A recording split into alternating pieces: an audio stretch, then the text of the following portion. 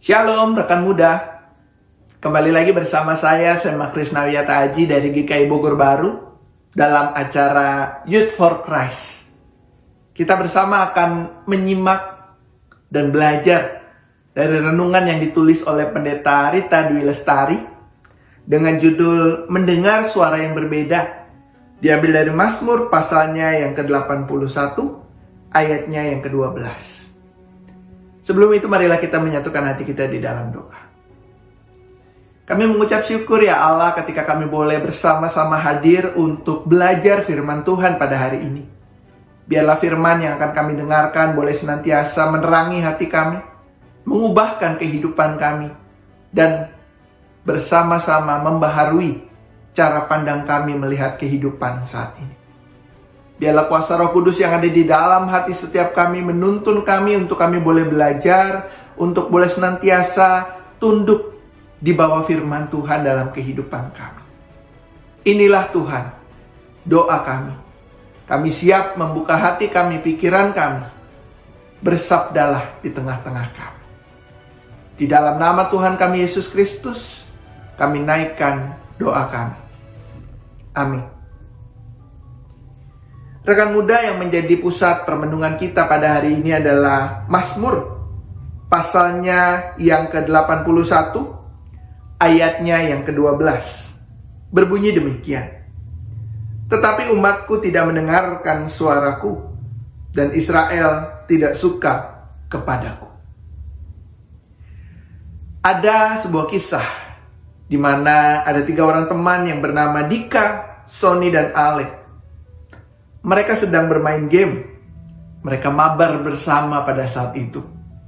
Lalu di dalam game mereka melawan tim lain.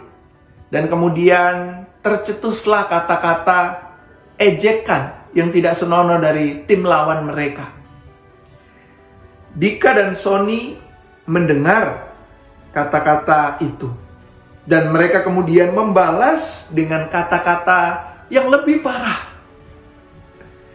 Ale kemudian mengingatkan Dika dan Sony untuk tidak toksik dalam bermain game. Namun Dika dan Sony merespon teguran Ale justru dengan menolak Ale dan menyingkirkan Ale dalam tim mereka. Ale tidak mendapatkan kesempatan bermain bersama Dika dan Sony.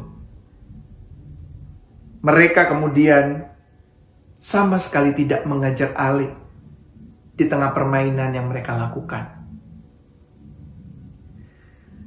Rekan muda, kalau kita mau melihat bacaan kita bersama-sama diingatkan bahwa Allah telah membebaskan umatnya lebih dulu pada saat itu.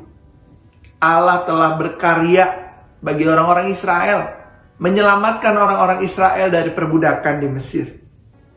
Sebagai bangsa yang dimerdekakan, Allah mengajar mereka untuk hidup dalam peringatan dan hukum Tuhan. Namun, apa yang mereka lakukan? Mereka menolak jalan kehidupan yang diajarkan oleh Tuhan. Jalan hidup mereka justru adalah jalan hidup yang menyedihkan. Mereka justru mendengar suara hati mereka sendiri.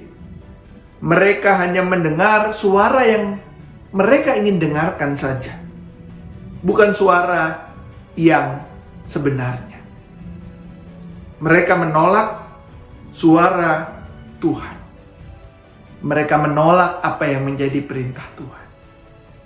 Padahal Tuhan menyediakan jalan hidup kekudusan bagi mereka yang menuntun mereka kepada kemenangan, keteraturan, dan damai sejahtera. Rekan muda, ini yang biasa kita alami dalam kehidupan kita. Ketika kita mendengarkan nasihat, ketika kita merasa ditegur oleh firman Tuhan, kita justru mengabaikan itu semua. Diperlukan kerendahan hati bagi setiap kita untuk menerima teguran dan suara yang lain yang mengubahkan kehidupan kita menjadi pribadi yang lebih baik. Teguran adalah suara yang menyatakan kebenaran. Teguran adalah suara yang mengarahkan kita untuk kembali ke jalan yang benar, untuk mengingatkan setiap kita untuk tidak terjatuh di dalam dosa. Sesungguhnya tidak ada yang lebih berbelas kasih daripada teguran yang memanggil kembali orang-orang kembali kepada jalannya. Sama seperti Tuhan yang sering menegur setiap kita. Sudahkah kita mau mendengar teguran Tuhan? Sudahkah kita mau mendengar suara Tuhan yang menuntun kita? Atau selama ini kita justru mengabaikan kebenaran dan teguran yang berasal dari firman Tuhan? Silahkan direnungkan. Marilah bersama-sama kita menutup renungan ini di dalam doa. Kami bersyukur ketika kami diingatkan pada hari ini bahwa kami harus mendengar suara yang Engkau nyatakan di tengah kehidupan kami. Mungkin selama ini kami hanya mendengar suara yang ingin kami dengarkan, suara yang mengenakan hati kami, mengenakan diri kami. Tetapi kami melupakan suara Tuhan yang sebenarnya menuntun kami kepada kebenaran, kekudusan, kemenangan, dan damai sejahtera yang sesungguhnya. Ubahkanlah kami ya Tuhan. Perbaharuilah hati setiap kami untuk kami boleh mendengar suara yang lain, suara yang berasal dari Tuhan di tengah kehidupan kami masing-masing. Inilah doa kami ya Tuhan.